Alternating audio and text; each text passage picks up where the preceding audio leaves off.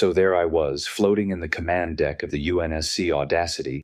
Yes, that's what we named our flagship because humanity has exactly zero chill, watching the Zelvari Armada form up like they were about to perform some kind of synchronized space ballet. Except, with more genocide and less tutus. Commander Rachel Reckless Chen stood at the tactical console, chewing gum like her life depended on it, which honestly, it probably did, because she'd been stress chewing since the Zelvari showed up 3 weeks ago, demanding we surrender our entire solar system. Just the whole thing, all 8 planets, the sun, the works. They said they needed it for administrative rezoning, which is apparently alien speak for, we're going to strip mine everything you love and turn it into a parking lot. Real charming folks, the Zelvari. Ma'am, said Lieutenant Jake Morrison from the communication station. They're hailing us again. Rachel rolled her eyes so hard I'm pretty sure she saw her own brain.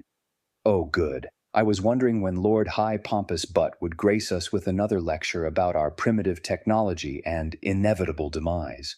Put him through. The view screen flickered to life, revealing General Carvex of the Zelvari Imperial Fleet. He looked like someone had taken a praying mantis, given it a gym membership, dressed it in armor that probably cost more than Earth's GDP, and taught it to sneer. Those mandibles could cut glass with their condescension alone. Human vessel, Carvex began, his translator rendering his clicks and whistles into a voice that sounded like a bored aristocrat explaining why the help should use the servant's entrance. This is your final opportunity to surrender. Our patience grows thin. Rachel stopped chewing her gum. This was never a good sign. When Rachel stopped chewing, bad things happened to other people. General Sparkles, she said sweetly. Oh no, here we go. I appreciate the concern. Really I do. But here's the thing. We checked with HR, and apparently, giving our entire solar system to genocidal space bugs isn't in anyone's job description. Funny, right? So we're going to have to decline. You could actually see Carvex's mandibles twitch. Score 1 for humanity. You are primitives, he said, his voice dripping with disdain like honey from a very judgmental bee. Your chemical propellants and crude missiles are no match for our quantum-enhanced plasma shields. Your weapons cannot even scratch our hulls. This is not a negotiation. This is a courtesy notification of your extermination. Rachel smiled. It was the kind of smile that made junior officers check their life insurance policies. Cannot penetrate your shields, you say? Well now, that sounds like a challenge, General, and you know what humans are really, really good at. She paused for effect. Accepting challenges, especially when smug aliens tell us something is impossible. That's basically our whole deal. Your bravado is... Chief? Engineer Torres, Rachel interrupted, not even looking at the screen anymore. Are the mass drivers ready? From somewhere deep in the ship's bowels, Chief Engineer Maria Torres's voice crackled through the intercom. She sounded way too excited for someone about to engage in potentially civilization-ending combat. Oh, they're ready, Commander. They're so ready they're practically vibrating with enthusiasm. Much like myself, I may have had too much coffee. Carvex made a sound that the translator rendered as dismissive clicking, but probably meant something like, "Oh, please." Mass drivers, he said. Kinetic weapons. How delightfully primitive. Our shields are calibrated to deflect or absorb any known form of energy attack. Plasma, laser, particle beams, even exotic matter projection. Your kinetic projectiles will simply be caught in our field matrices and rendered harmless. This is basic defensive technology, which you would understand if you weren't still playing with chemical rockets like children with fireworks. Rachel's smile widened. Torres, what's our payload today?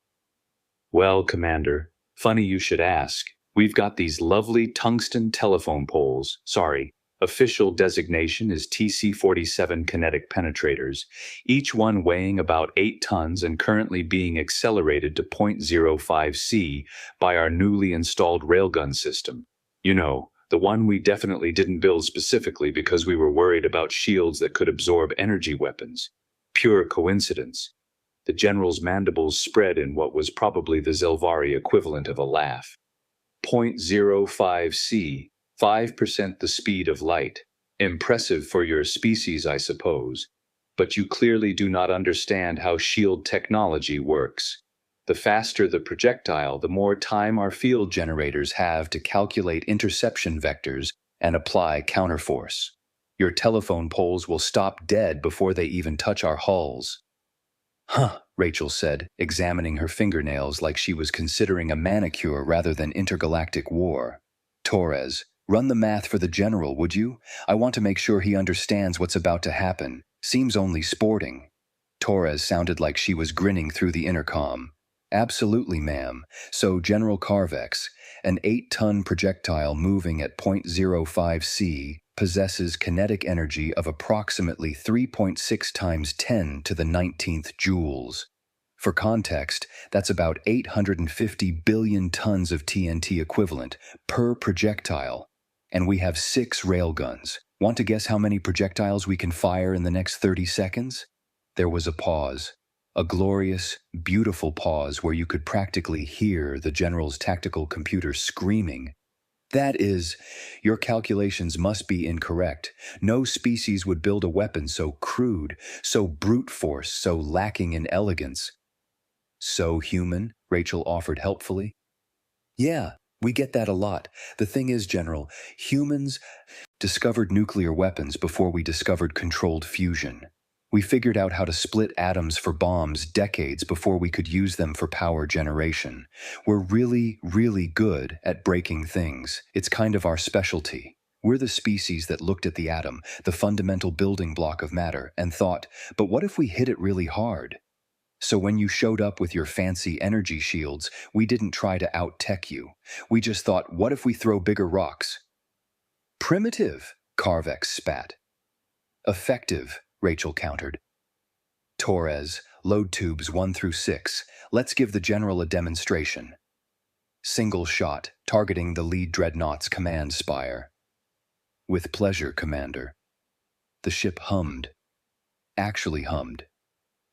The whole deck vibrated with the kind of energy that suggested either something amazing or something catastrophically explosive was about to happen.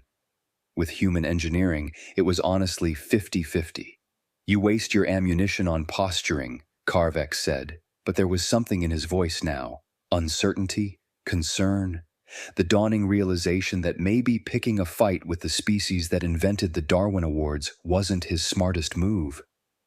Fire, Rachel said calmly. The Audacity lurched slightly as 8 tons of tungsten was magnetically yeeted toward the Zelvari flagship at a significant fraction of light speed. On the tactical display, the projectile appeared as a small dot moving across the screen. It crossed the distance between the fleets, about 200,000 kilometers, in roughly 1.3 seconds. The Zelvari shields activated. You could see them on the display, gorgeous swirling fields of quantum energy that could allegedly stop anything. They'd held against everything we'd thrown at them for 3 weeks. Missiles, lasers, even our experimental plasma cannon that Torres had sworn would work right up until it didn't. The tungsten rod hit the shield. For exactly 0.003 seconds, the shield held. The energy field tried to disperse the kinetic force, tried to redirect it, tried to do anything other than what physics absolutely demanded it do. Physics won. Physics always wins. The shield didn't just fail, it catastrophically collapsed, releasing all that absorbed energy in a spectacular light show that was probably visible from Mars. The tungsten penetrator, barely slowed, continued on its merry way and struck the dreadnought's command spire. At 0.05 C, the spire didn't explode so much as it ceased to exist in its current form and decided to become a rapidly expanding cloud of superheated plasma. The shockwave from the impact rippled through the dreadnought's entire structure. Secondary explosions blossomed across its hull like deadly flowers as the kinetic energy propagated through the ship, shattering bulkheads, rupturing power conduits, and generally ruining everyone's day. The command deck of the Audacity was silent for exactly 3 seconds. Then Ensign Sarah Park, who was like 19 years old and had probably thought this would be a boring survey mission, whispered, "Holy crap, we just kinetically slapped them into next Tuesday." Rachel started chewing her gum again. "General Carvex, you still with us?" The view screen flickered. The general appeared again, but this time he was clearly on the backup bridge, and there was smoke in the background. His mandibles were doing something complicated that the translator rendered as distressed chittering. Our shields are rated for energy weapons, yeah, we heard you the first time," Rachel said. "Here's the thing about shields designed to absorb and redirect energy. They're really, really bad at dealing with mass, because mass doesn't care about your quantum field calculations. Mass just wants to keep going in the direction it's already going, at the speed it's already going, until something stops it. And General, your shield wasn't enough something. This is barbaric, uncivilized. You cannot possibly have enough ammunition to... Torres, how many rounds do we have loaded?" "Well, Commander, we've got about 200 of the big telephone poles, but if we want to get creative, we also have approximately 40,000 of what we're calling kinetic buckshot. Basically golf ball-sized tungsten spheres that we can fire in swarms. They're only .02 C, so much slower, but there's a lot of them, and they're really hard to track. Quantity has a quality all its own, as someone probably once said while building a very large gun." Rachel turned back to the screen. "General, I'm going to be straight with you because I don't think your translator is really conveying the appropriate emotional subtext here. We are one medium-sized warship. One. We're not even the biggest ship humanity's built. We're just the one that happened to be near Jupiter when you showed up, and we have enough kinetic kill vehicles to turn your entire fleet into an asteroid field." "You're bluffing," Carvex said, but he didn't sound convinced. He sounded like a guy who just realized he'd brought shields to a railgun fight. "Am I, though?" "Morrison, how many ships do they have?" Lieutenant Morrison checked his display. 73 combat vessels, ma'am, down to 72 after our little demonstration." "And Torres, at our current rate of fire, how long would it take to go through our entire ammunition supply if we targeted, say, 1 round per ship?" "About 4 minutes, Commander. Less if we use the buckshot spreads. Those are more of a spray and pray situation, but when each prayer is a tungsten sphere moving at a significant percentage of C, the prayers tend to get answered." Rachel looked at the general. 4 minutes. That's less time than my morning commute used to take. So here's what's going to happen. You're going to turn your fleet around. You're going to leave our solar system. And you're going to update your galactic database with a little note that says, "Humans, do not engage in conventional warfare. They have weaponized physics in ways that suggest they don't understand technology so much as they understand hatred. The Zelvari Empire does not retreat. We are the dominant military power in 17 sectors." "Were," Rachel corrected. "Past tense. You were the dominant military power, right up until you met the species that looked at Einstein's mass energy equivalence equation and thought, but what if we just use the mass part and skip all the complicated energy stuff? Do you know what humanity's favorite equation is, General? F equals ma. Force equals mass. Times acceleration. It's literally the second thing they teach you in physics, and we've built our entire military doctrine around it. We're that basic." The general's mandibles were now doing something that looked like the alien equivalent of a stress response. "You cannot have the industrial capacity to threaten the entire empire with these primitive weapons." "Primitive?" Rachel laughed. It was not a comforting laugh. "General, we have a factory station in the asteroid belt that does nothing but manufacture tungsten penetrators. Nothing. It's fully automated. It's been running for 6 years. Do you know how many asteroids are in our asteroid belt? Neither do we. We stopped counting. But each one is potential ammunition. We could fight this war for decades without running low on projectiles. We literally have more ammunition than you have ships. We have more ammunition than you have crew members. We have so much ammunition that our biggest logistical problem is finding places to store it all." There was another pause. Longer this time. "This is absurd," Carvex said finally. You are a young species. You should not have such weapons. You should be building toward energy-based warfare like every other civilized race. Yeah, well, we're not like every other civilized race, Rachel said. We're the race that invented the concept of hold my beer and watch this. We're the species that saw the vacuum of space, the most hostile environment imaginable, and decided it would be a great place for tourism. We're the people who looked at nuclear reactors and thought they'd make excellent power plants for submarines. And we were right, and we did it before we really understood nuclear safety, and somehow most of us survived. We don't do things the smart way, General. We do things the human way. And the human way is usually ridiculous, occasionally catastrophic, but surprisingly effective. Engineer Torres chimed in again. Commander, if I may add something? General Carvex, our railgun technology isn't even our most advanced kinetic system. It's just the one we mounted on our warships because it's reliable and we understood it. We have experimental systems that make these look like slingshots.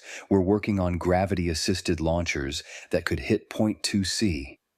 We're literally trying to figure out how to throw things at relativistic speeds just because someone said it couldn't be done, and that makes us angry. You're insane, the general said. Your entire species is clinically insane. Probably, Rachel agreed cheerfully. But we're the insane species with 850 billion tons of TNT equivalent pointing at your flagship. So let's talk about who's leaving whose solar system, shall we? The general's image flickered. In the background, you could hear rapid-fire clicking that the translator kept rendering as urgent tactical consultations, which probably meant, someone tell me we have a plan that doesn't involve becoming a debris field. Finally, Carvex spoke. If we withdraw, how do we know you won't follow? How do we know you won't bring your barbaric weapons into Zelvari space? Rachel stopped chewing her gum again. Because we don't want your space, General. We just want ours. We're not an expansionist species. We're a defensive species that got really, really good at breaking things because we spent most of our history breaking each other. You came to our home and threatened our families. That was your mistake. You made it personal, and humans are absolutely terrible at letting go of personal grudges. We will inform the Empire of your capabilities, the general said stiffly. Please do, Rachel said. Tell them everything. Tell them we have weapons that ignore shields. Tell them we manufacture ammunition from asteroid debris. Tell them we named our flagship the Audacity because we're just that insufferable. And tell them that if anyone else wants to try their luck, we have 19 more ships just like this one, and every single one of them is commanded by someone who thinks, hold my beer is a valid military strategy. That last part was maybe a tiny bit of a lie. We only had 7 ships with railgun capabilities, and 2 of them were still in testing, but the general didn't need to know that. Your species will not survive in the galactic community with such aggressive tendencies, Carvex warned. Aggressive? General, you came here to commit genocide. We're just standing our ground with extreme prejudice and excessive kinetic force. If that makes us aggressive, then I guess we're aggressive. But we prefer to think of it as enthusiastically defensive. Morrison leaned over to his console mate and whispered, Is anyone else worried the commander is enjoying this too much? The answer was yes. But nobody was going to say it out loud because Rachel was terrifying when she was happy, and we all wanted to stay on her good side. The general seemed to be consulting with his crew again, more urgent clicking. Finally, he turned back to the screen. We will withdraw, but this is not over. The Empire will... Will do what, exactly? Rachel interrupted. Come back with more ships that we can turn into scrap metal? Bring bigger shields that are still fundamentally energy-based and therefore vulnerable to kinetic impact. General, the thing about humans is we're excellent students. We learn from our mistakes. We also learn from your mistakes, which is even more dangerous for you. Every time you fight us, we figure out how to fight you better. So please, by all means, come back. Give us more data. Help us refine our techniques. We'll be happy to show you our next generation of primitive weapons. There was something almost like respect in the general's clicking now, or maybe it was fear. The translator wasn't great with emotional nuance. "You are unlike any species we have encountered," he said.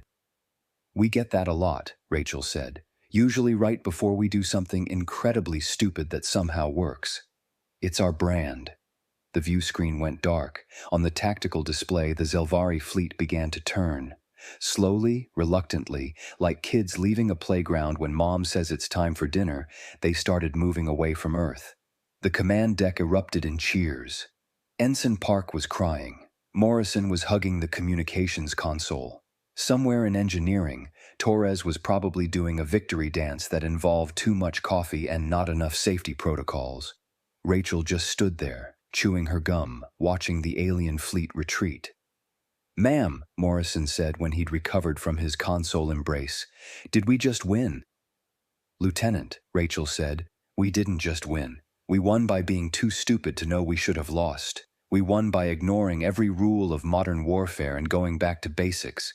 We won by doing the most human thing possible. When faced with a technically superior enemy, we hit them with a rock. A very, very fast rock, but still a rock." "So what now?" Park asked. Rachel smiled. Now we figure out how to make the rocks go faster. Because you know what's better than a tungsten penetrator at 0.05 C? A tungsten penetrator at 0.1 C. And you know what's better than that? A swarm of them. And you know what's better than that? Honestly, I don't know yet, but Torres is down in engineering right now, probably figuring it out while making concerning, cackling noises. As if on cue, Torres's voice came through the intercom. "Commander, I've been thinking, what if we put the railguns on rotating turrets? And what if we made them bigger? And what if—" "Torres," Rachel said, "I'm going to need you to write all of that down. Get it approved by at least 3 safety committees that will tell you no. Ignore those committees, and then build it anyway, because that's how we do things here." Aye, Commander." Morrison pulled up a report on his screen. "Ma'am, Earth Command is hailing us. They want to know what happened. Apparently our little demonstration was visible from Mars and people are asking questions." Rachel sighed. "Tell them we defended Earth using kinetic weapons. The alien fleet is retreating, and humanity's official military doctrine is now, throw rocks until the problem goes away. If they want more details, they can read the after-action report, which I'm going to write as soon as I figure out how to explain we won by hitting them with telephone poles in official military language." "Kinetic engagement resulting in successful enemy withdrawal," Morrison suggested. "Perfect! That sounds much better than we yeeted tungsten at them really hard." Park was still watching the tactical display, where the Zelvari fleet was now completely turned around and accelerating away from the solar system. "Do you think they'll really tell the Empire about us?" "Oh, definitely," Rachel said. "And you know what? I hope they do. I hope they tell everyone. I hope every species out there hears the story about how the Zelvari, with their quantum shields and plasma weapons, got absolutely wrecked by humans throwing metal rods at relativistic speeds. Because you know what that means?" "What, ma'am?" "It means next time someone shows up to threaten Earth, they're going to think twice. They're going to remember that humans don't play by the rules. We don't care about your advanced technology or your superior firepower or your fancy shields. We care about mass times acceleration, and we've had literally thousands of years of practice hitting things with other things. It's our oldest technology. It's our first technology. And apparently, it's still our best technology." Torres's voice crackled through the intercom again. "Commander, I'm already getting requests from the other ships. Everyone wants railguns now. This is the best day of my life." "Make it happen, Chief," Rachel said. "And while you're at it, start thinking bigger. If we can put railguns on ships, why not on stations? Why not on the moon? Why not create a defensive network of kinetic kill vehicles that makes our solar system basically impossible to invade?" "You want to turn our entire solar system into a gun?" "I want to turn our entire solar system into a lot of guns, actually. Enough guns that anyone thinking about attacking Earth looks at the tactical data and goes, nope, not worth it. Those humans are crazy." Because we are crazy. But we're crazy in a very directed, very effective, very kinetically violent way. Morrison was shaking his head, but he was smiling. Earth Command is going to love this report. Earth Command is going to give us medals and then ask us to please stop scaring the admirals, Rachel corrected. But first they're going to ask us to build more railguns, because now that everyone's seen they work, everyone's going to want them. Welcome to the kinetic age of human warfare, people. It's going to be loud, expensive, and absolutely ridiculous. In other words, it's going to be perfect. On the view screen, the last of the Zelvari ships winked out as they entered FTL, fleeing back to whatever corner of the galaxy they came from. Fleeing from humans. From us. The species that still couldn't figure out sustainable fusion power, but had absolutely mastered the art of throwing things really, really hard. Think they'll be back? Park asked. Rachel popped a new piece of gum in her mouth. Maybe, probably not, but if they do come back, we'll be ready, with bigger railguns, faster railguns, more railguns, because that's what humans do. Someone tells us we can't do something, and we take that as a personal challenge. The general said our weapons couldn't pierce their shields. He was wrong, and now he knows humanity's most important rule: never tell humans something is impossible. We'll prove you wrong just to be spiteful. And that, ladies and gentlemen, is how humanity defended Earth from alien invasion using the sophisticated military strategy of throw big heavy things at them very fast until they go away. It wasn't elegant. It wasn't advanced. It wasn't anything like the space warfare you see in proper science fiction. But it was human. And it worked. Kinetic enough, General Carvex. Kinetic enough.